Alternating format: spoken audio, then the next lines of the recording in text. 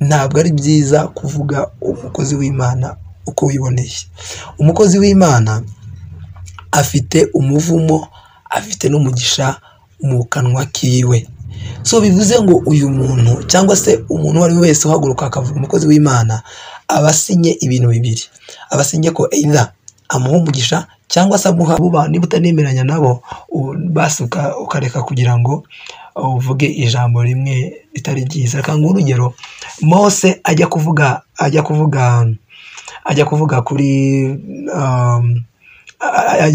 nako Mose nyine ajya gutanga umugisha, mu gihe yatanga umugisha yakuye abenshi ku mihanda, abenshi yabakuye mu bicuruzaga abakobwa, yabakuyeho babaye abantu bazima, abenshi yabubakiye, abenshi yagize gute. Yo ntabwo ari byiza nshuti yanjye. Rero Imana ikugire neza, gusa icyo nakubwira turagusengera kandi Imana iguhe umugisha. Hanyuma icyo twavuga ni uko kandi tugomba kubaha abakozi b'Imana. Abakozi b'Imana ni abantu bagomba kubahwa, ntabwo cyane dufashe umwanya kugira ngo tukuvugeho cyane, tuvuze no ku bandi. Nuko nyine buriya bajya bavuga ngo ibuye rigaragaye ntabwo ribarikisha isuka. Ni ukuvuga ngo iyo wewe ugaragaye bivuze ko yenda hari n'igikundiro cy'Imana, n'ikigaragara ko hari iby'Imana iba yagize gute, iba yamushoboje no kumukoresha. So rero umuvandimwe, niba ari umukobwa niba ari n'umuhungu, uyu nyine umaze kugarura cyangwa se umaze kugaruka mu nzira nyayo, kuko umutimanama wagucirira urubanza ukwereka ko wakoze amakosa. Rero Imana ikugire neza, kandi niba utemeranya nawe cyangwa se utemeranya n'ibyo yigisha nta kibazo, ariko si byiza ko uhita wandika amagambo nk'ariya. Kandi ikindi siko n'abakozi b'Imana benshi cyangwa se bose bemeranywa. Niyo mpamvu usanga habaho amatorero menshi, umuntu agahitamo aho ajya gusengera, umuntu agahitamo aho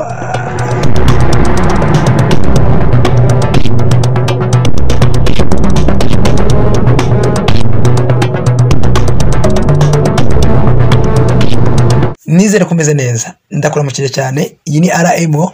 Hanyuma niba ari ubwa mbere ugeze hano, karibu cyane. Rero karibu cyane tubashe kuganira. Iyi ni RMO, aho tuganira by'umwihariko nyine ibintu byinshi bitandukanye, tuganira ku birimo bibera hirya no hino bitandukanye, by'umwihariko tuvuga ibijyanye n'iyobokamana. Rero Imana iguhe umugisha kandi ikugirire neza.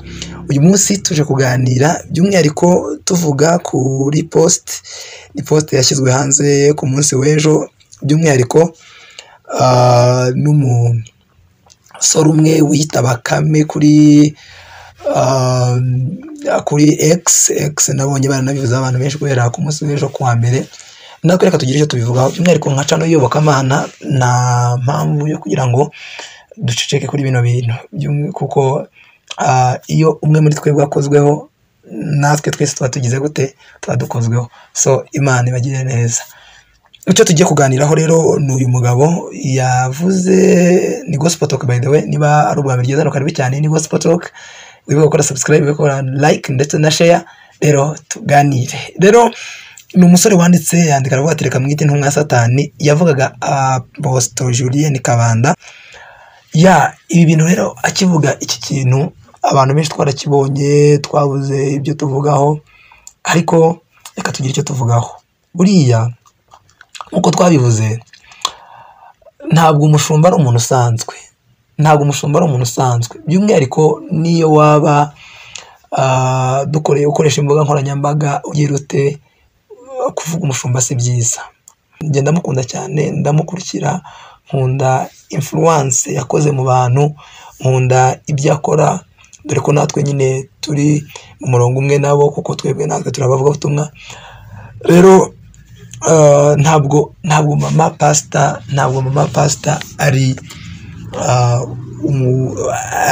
ari umujura nk'uko yabivuze. Yavuze ngo bakoresha Bibiliya cyangwa se ijambo ry'Imana bagatuburira abantu. Buriya amarangamutima si byiza kugira ngo uhite ujajinga ikintu. So rero tugira ngo tunavuge by'umwihariko nyine nka muri Gospel Talk yacu uyu munsi, ntabwo ari byiza kuvuga umukozi w'Imana uko wiboneye.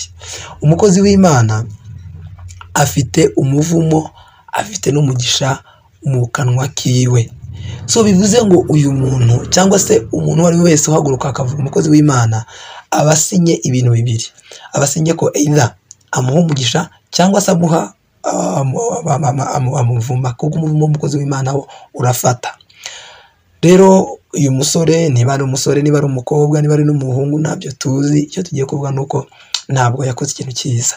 Nk'urubyiruko rero, reka twubahe abakozi b'Imana, twubahe ab'Imana yahamagaye. Imana yabahamagaye ibizeza cyangwa se ibizerera gukorera Imana. Rero nta mpamvu yo kugira ngo nta mpamvu yo kugira ngo tubasebye dukoresha imbuga nkoranyambaga cyangwa se tuvuge ibyo bidakwiriye. Ariko nijoro numvaga n'ikiganiro cyangwa se na space yakozwe n'uyu Godfather, narimo numva space yabo, narimo nyikurikirana. Yavugaga, uyu mugabo yavuze ko atanamuzi, yavuze ko ntibaza niyo waba utazi n'umuntu cyangwa se umuntu utanamuzi guhita utangira guhita uvuga 1 2 3 ibiki n'ibiki, ntabwo ari byiza, ntabwo ari byiza. Ntabwo rero dushimira imvugo y'uyu musore ibyo yavuze. Rero nk'abasore bagenzi bacu, nk'urubyiruko, nta mpamvu yo kwibasira abakozi b'Imana. Abakozi b'Imana baduhesha umugisha, abakozi b'Imana badusengera, abakozi b'Imana baturarira ku ijoro kugira ngo tumererwe neza. Rero kubavuga no kubasebya no kuvuga ibidakwiriye ntabwo ari byiza. Ni nyuma y'uko uyu mudamu yari amaze gukora igiterane cyo gushima Imana cyangwa edition 2 cyaragize iminsi 3 cyakorerwaga muri BK Arena. BK Arena yabaga yakubise kandi yuzuye. So byo bajya bavuga ngo nutemera urukwavu ntabwo yagira gute, ntabwo yahakana ko ruzi kwiruka. So niba utanamwemera, ntabwo wahakana ko Imana yamuhaye igikundiro. By'umwihariko reba umuntu wuzuza BK Arena, yamara kuza BK Arena abantu bakabura aho bicara. Rero ni ikigaragara ko ni igikundiro cy'Imana, ni ikigaragara ko hari iby'Imana iba yagize gute, iba yamushoboje no kumukoresha. So rero muvandimwe, niba ari umukobwa, niba ari n'umuhungu, uyu nyine bakame kuri X, ntabwo ari byiza kuvuga umukozi w'Imana. N'abandi tuvuga abakozi b'Imana si byo. Abakozi b'Imana bafite umugisha, bafite umuvumo, kandi ahubwo wabubaha. Niba utanemeranya nabo, basuka ukareka kugira ngo uvuge ijambo rimwe ritari ryiza. Reka nguhe urugero. Mose ajya kuvuga kuri nako Mose nyine ajya gutanga umugisha, mu gihe yatanga umugisha ku moko y'Abisiraheli. Yakobo ntabwo yari yarahaye umugisha Ruben, Simiyoni na Lewi ubwabo. Ariko Mose ajya gutanga umugisha yarabavumuye, kandi Mose yari umukozi w'Imana.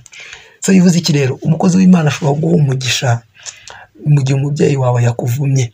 Umukozi w'Imana ashobora kuguha umugisha mu gihe ibintu ubona bidakwiriye, cyangwa se mu buryo ubona ko, cyangwa se n'abantu bakwimye umugisha akawuguha kandi ukawakira kandi ukanawubona. So bivuze iki rero? Kuvuga umukozi w'Imana no kumusebya ntabwo ari byiza. Kandi icyo tugomba kuvuga ni uko nk'abakozi b'Imana ntabwo tuzahwema kwigisha, nta nubwo tuzahwema kunenga ibintu nk'ibyo ngibyo. Gusa icyo tuvuga ni uko dukwiriye by'umwihariko kububaha. Biravuga ngo ab'Imana yahamagaye, abasizwe amavuta, abashumba, tubagomba ibyubahiro inshuro ebyiri. Ngaho tekereza icyo kintu. Umuntu ugomba icyubahiro inshuro ebyiri, noneho wewe nta na kimwe umuhaye, bivuze ngo aho ngaho baba bakoze amakosa. So bivuze iki rero? Tugomba guhaguruka tukarwanya ikintu nk'iki, by'umwihariko ku muntu usebya cyangwa se uvuga nawe umukozi w'Imana. Umukozi w'Imana ni umuntu wahamagawe, ni umuntu ufite byinshi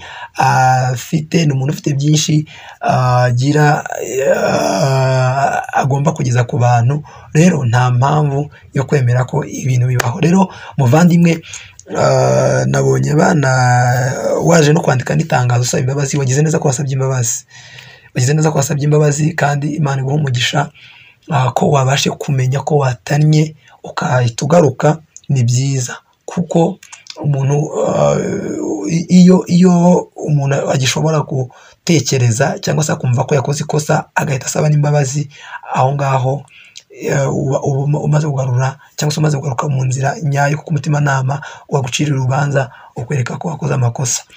Rero Imana kugira neza, kandi niba utemeranya nawe cyangwa se utemeranya n'ibyo yigisha nta kibazo, ariko si byiza ko uhita wandika amagambo nk'ariya. Kandi ikindi siko n'abakozi b'Imana benshi cyangwa se bose bemeranywa. Niyo mpamvu usanga habaho amatorero menshi, umuntu agahitamo aho ajya gusengera, umuntu agahitamo aho ajya kuzajya abarizwa. Hari ababarizwa muri Katolika, ababarizwa mu Bayisilamu, hari ababarizwa mu Badeperi, hari ababarizwa mu Baporo, hari ababarizwa mu Bapantekote.